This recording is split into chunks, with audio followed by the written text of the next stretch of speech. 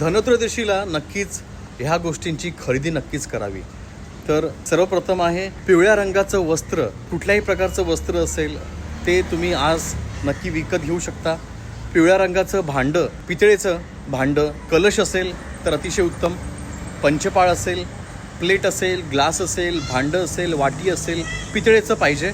त्यानंतर हळकुंड किंवा सुट्टी हळद नक्कीच आज खरेदी करावी। आजच्या दिवशी धने विकत आणा, साखर घ्या, थोडे तांदूळ घ्या। त्याचप्रमाणे आपल्या घरामध्ये लक्ष्मीची उपासना करायची आहे, कुबेराची पूजन करायचं आहे। कुबेराचं पूजन करून आपल्या देवघरात स्थापना करायची आहे। संध्याकाळचा मुहूर्त आहे 7:15 ते 8:30 मध्ये करायचा आहे। तसा खरेदीचा मुहूर्त पूर्ण दिवसभर आहे।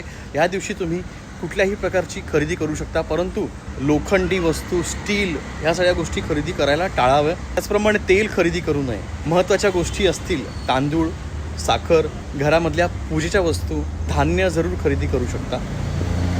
मित्रांनो, आजच्या दिवशी मधामध्ये थोडीशी हिरवी विलायची किंवा वेलची आपण म्हणतो ते मिक्स करून देवीला अर्पण करा।